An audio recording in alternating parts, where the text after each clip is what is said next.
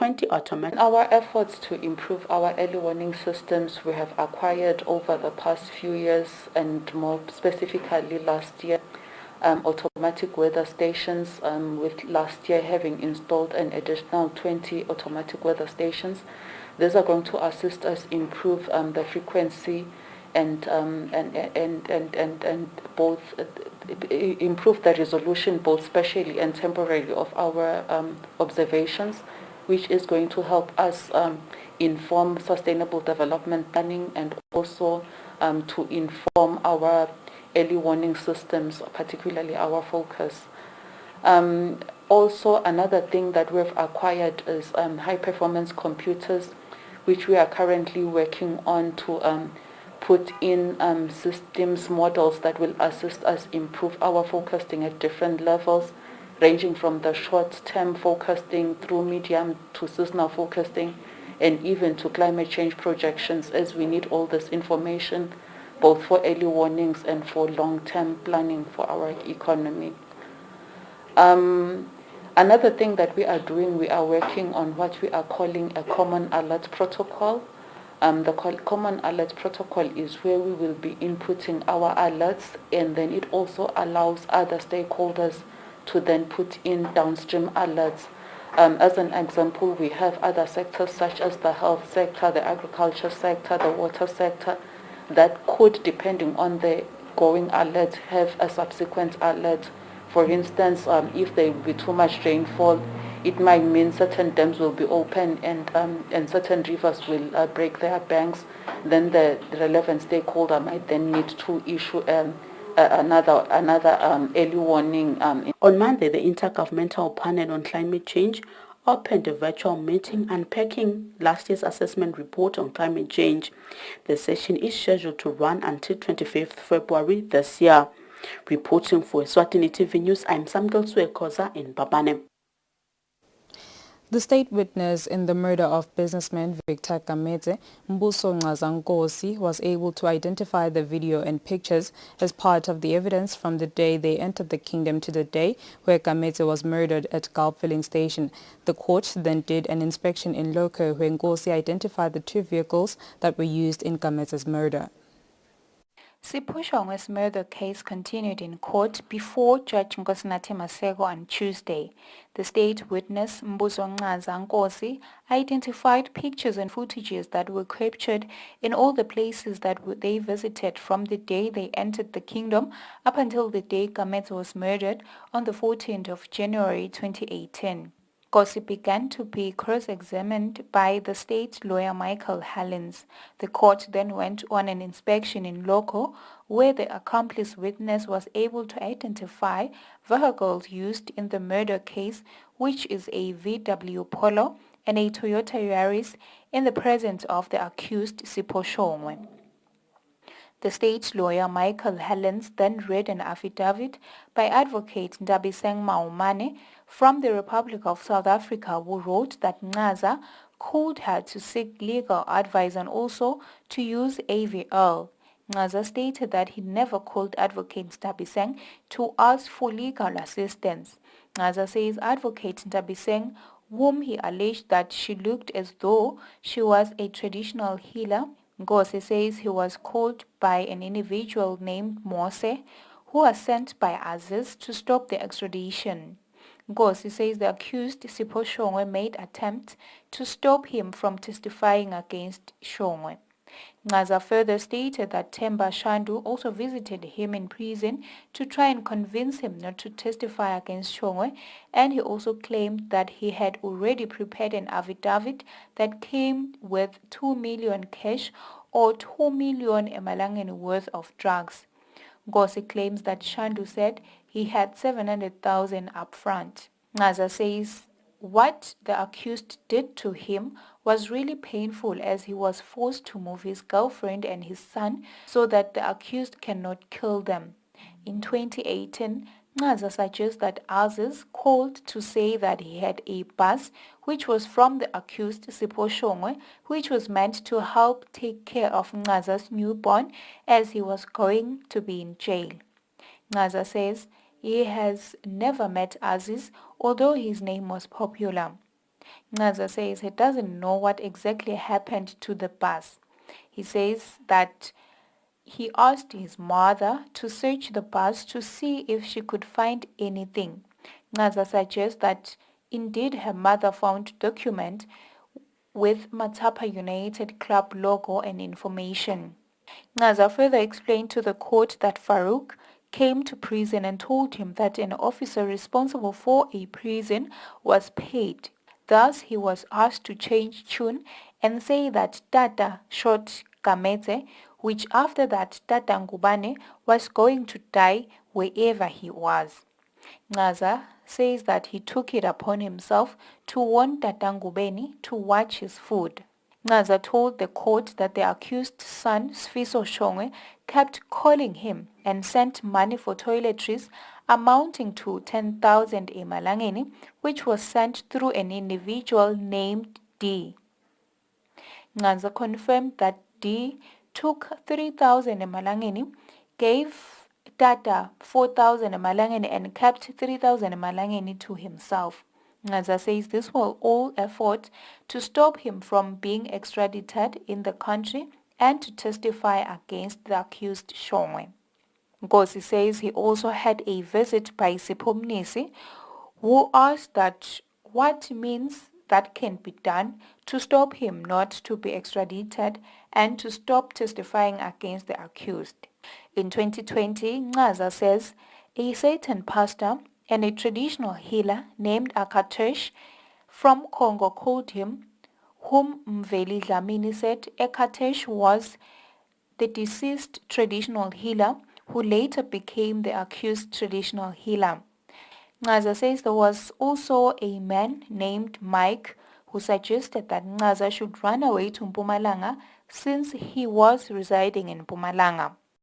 Shongwe's lawyers then asked the accomplice witness if he conducted robberies with Tata Ngubane, which he agreed that indeed they conducted robberies in Joburg.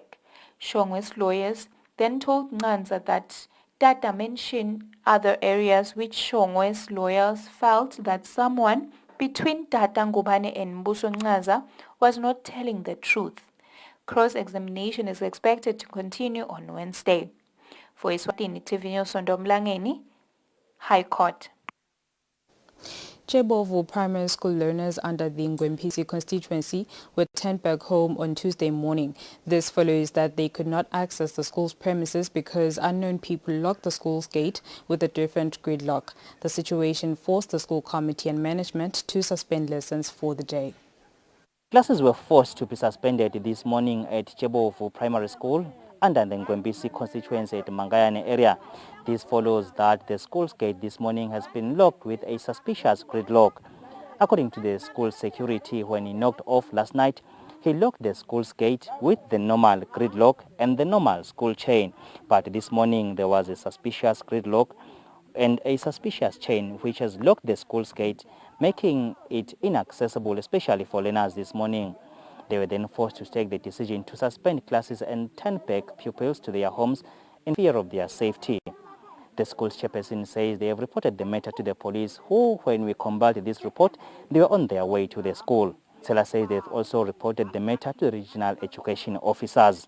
Sisemangele sethukile ngoba nami ngishayele ngilomunye nje lo maketha lamnyanga egedeni njengangingishemene wathi angiphuthume esikoleni kukhiwe abantwana bangaphandle so kude nalo nelwadi kuthi ngibani lokhile kude nalo lwadi ukuthi kukhiyelwe ini lamagede mabili lelincane livulekile ngekuba nefiye ke abantwana kungakho sibese sibona ukuthi abajike labantwana babuye kusasa singabangenisi kulelinye ligede lelincane ngoba sathi ukuthi labende lomkhuba lona kutaqhubekani langa lisahamba.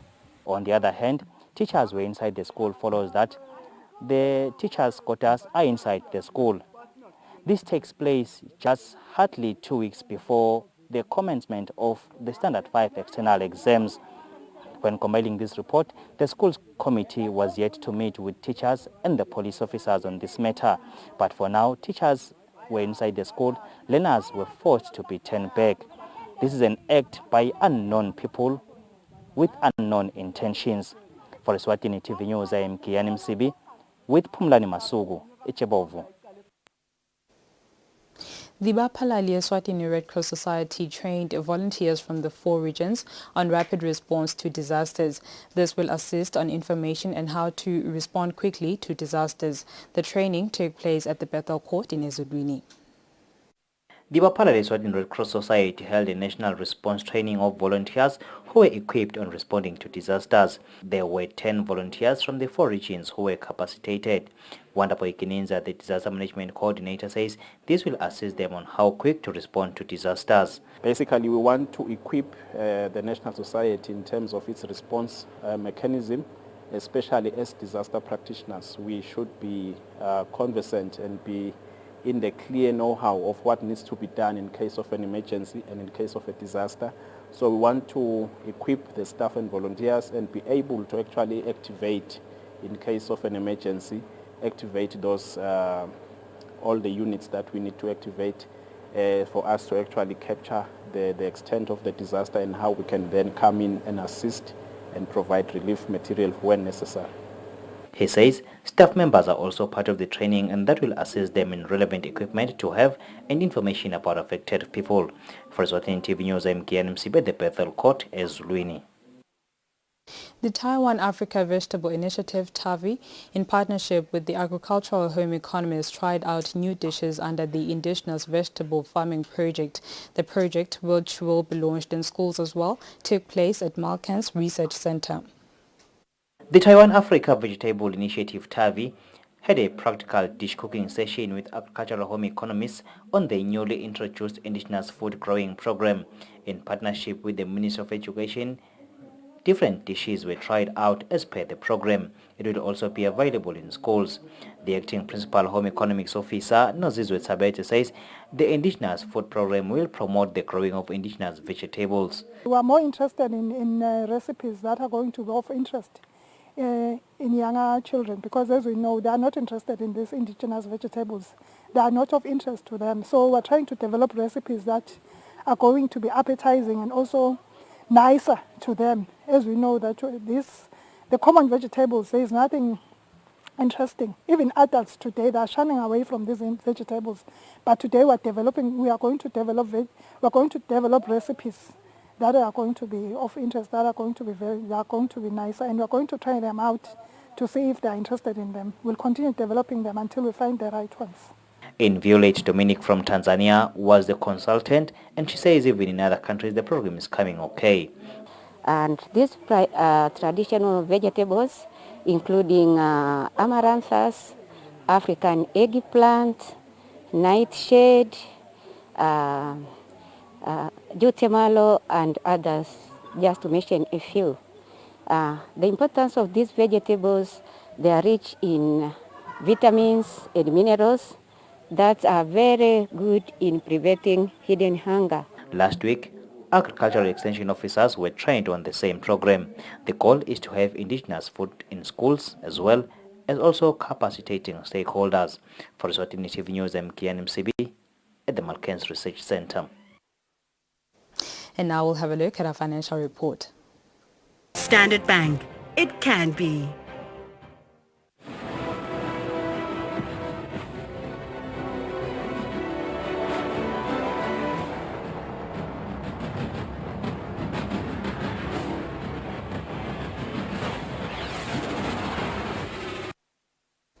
Good evening once again. You are still watching Eswatini TV. Let's have a look at our sports news.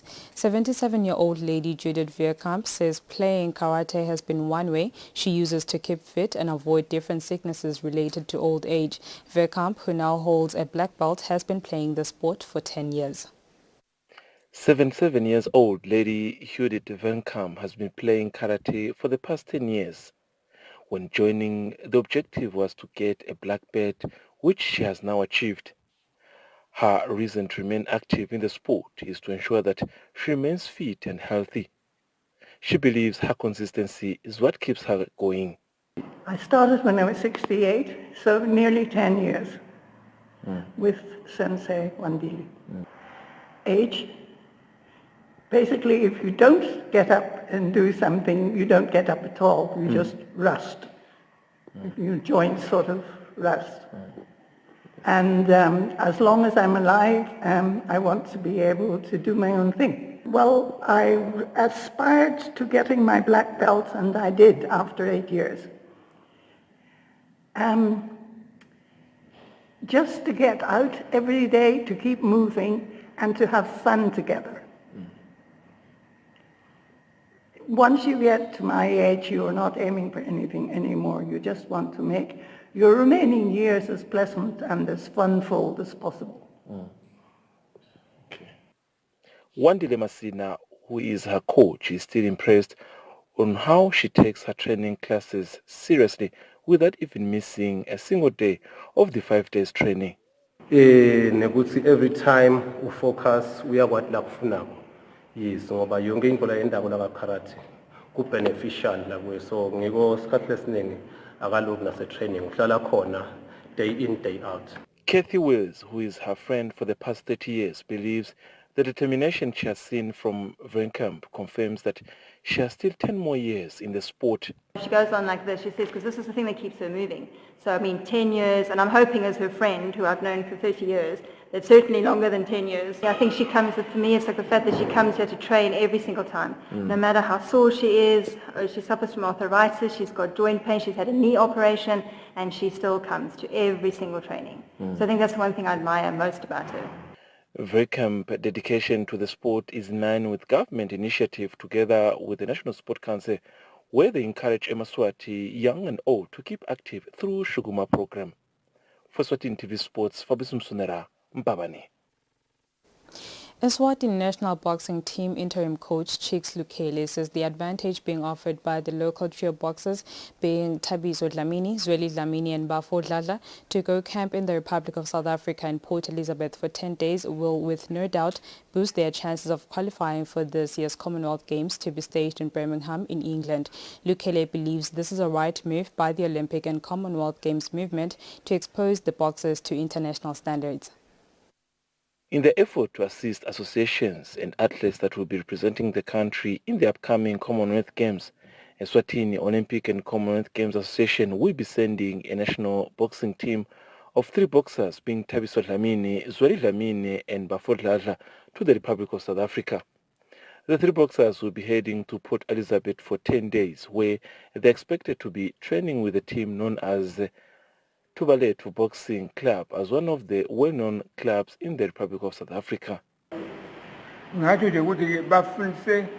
Chicks Lukele, who will be traveling with the boxers, as the interim coach says, the opportunity will with no doubt assist the 3 boxers. Lukele believes the traveling aspect on its own will increase their chances of qualifying for the Commonwealth. The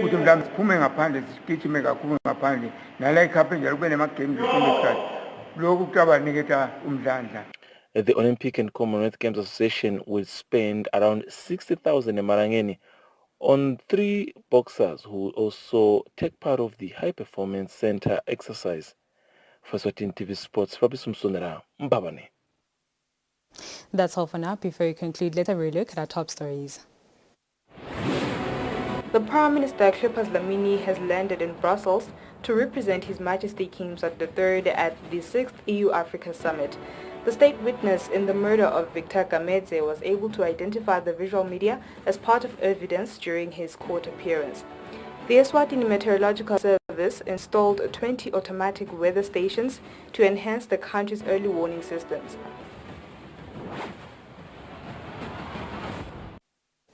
And with that, we sum up our bulletin for the evening. Up next is the weather update. From myself and the team, thank you for tuning in. Good night.